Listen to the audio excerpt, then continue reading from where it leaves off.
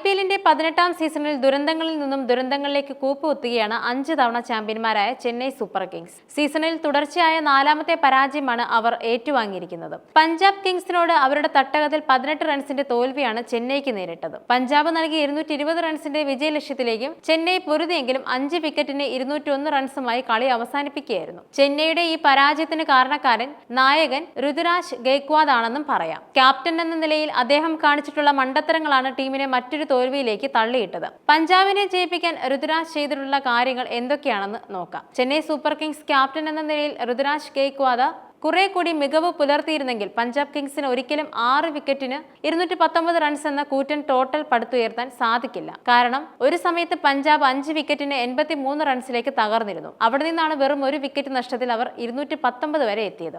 8ാം ഓവറിൽ തന്നെ പഞ്ചാബ് 5 വിക്കറ്റിന് 83 റൺസിലേക്ക് വീണിരുന്നു. ഈ സമയത്ത് തന്റെ മികച്ച ബൗളർമാരെ കൊണ്ടുവന്ന് പഞ്ചാബിനെ വരിഞ്ഞു കെട്ടുകയായിരുന്നു ഋതുരാജ് ചെയ്യേണ്ടിയിരുന്നത്. ഈ സീസണിലെ ഇതുവരെയുള്ള പ്രകടനം പരിഗണിക്കുമ്പോൾ അഫ്ഗാനിസ്ഥാൻ സ്പിന്നർ നൂർ അഹമ്മദ് ആണ് CSKയുടെ ബെസ്റ്റ്. അതിനാൽ അദ്ദേഹത്തെ ഉടൻ ബൗളിംഗിൽ പരീക്ഷിക്കേണ്ടതായിരുന്നു. പക്ഷേ 11ാം ഓവർ വരെ നൂറിനെ ഋതുരാജ് വൈകിപ്പിക്കുകയായിരുന്നു. മാത്രമല്ല ആദ്യ 2 ഓവറിൽ 12 റൺസ് മാത്രം വിട്ടുകൊടുത്ത രവീന്ദ്ര ജഡേജയെ 9ാം ഓവറിന് ശേഷം അദ്ദേഹം പിൻവലിച്ചതും മറ്റൊരു മണ്ടത്തരമാണ്. 3 ഓവറിൽ 28 റൺസ് വിട്ടുകൊടുത്ത അശ്വിന് തുടരെ 4ാം ഓവർ നൽകിയതും ക്യാപ്റ്റൻ എന്ന നിലയിൽ ഋതുരാജിന്റെ ഭാഗത്തു നിന്നും സംഭവിച്ച അബദ്ധമാണ്. 3 സിക്സർ അടക്കം 20 റൺസാണ് അദ്ദേഹം വാരിക്കോരി നൽകിയത്. ബൗളർമാരെ വേണ്ട രീതിയിൽ ഉപയോഗിക്കുന്നതിൽ മാത്രമല്ല ഫീൽഡിൽ ക്രമീകരണത്തിലും ഋതുരാജ് അബദ്ധങ്ങൾ കാണിച്ചു.